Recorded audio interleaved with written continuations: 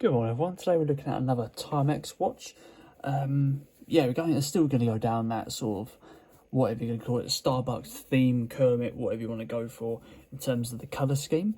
So the outside the box is housed in a simple leather, well not leather, sorry, a simple cardboard outside cover.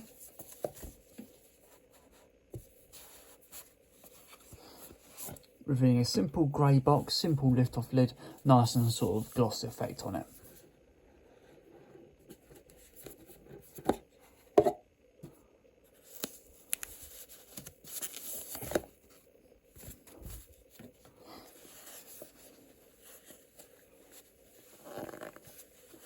Very nice plump cushion, and you sort of use information manual inside there as well.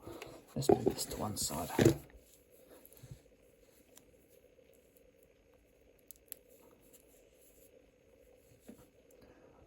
So here we go guys, this is the Timex Harbourside 43mm with a 11mm case thickness. Retails at £120, it's quite light, it probably weighs about 100 grams or less, and uses a quartz movement. I couldn't tell you the calibre because it didn't specify on the specs. So looking at the face here, got fully luminous hands, fully luminous increments. It follows the same sort of style as a Submariner would, even with the dashes around the inside of the face. Inside the actual side part of the face, you don't have any sort of markings inside there. And the idea of this watch is to go for a nautical influence style. It's meant to be polished and rugged at the same time. Mineral glass kind of at the top of the actual face of the watch, and sea inspired style dial in terms of the fact that it's Submariner. You get 100-meter water resistance as well with this watch, and obviously that full Starbucks theme and a Cyclops eye at the 3 PM. Bezel is a simple, cheaper style bezel that you might be used to, but it's very well defined.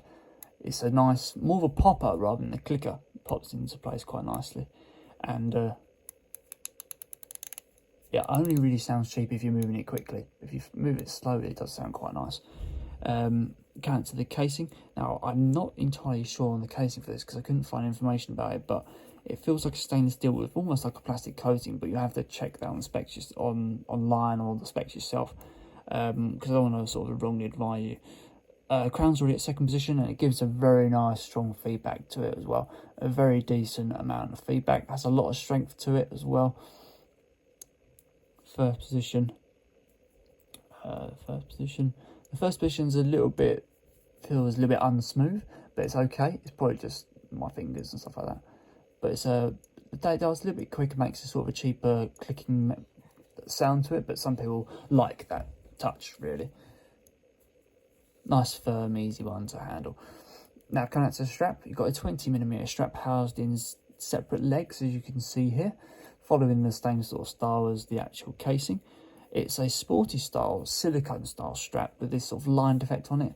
Single holes window system all the way down the side here. A matte finish Timex buckle as well. Housed in a decent pin as well, obviously the tag. Going to the back plate, you've got nice little X's on the back here, just so it gives you a bit of grip on the wrist.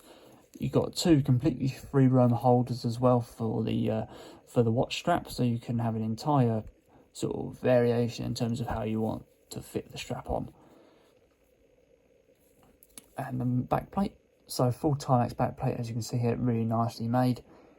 Full sort of markings on the back there as well. So there we go guys, that is the Timex Harbourside 43mm.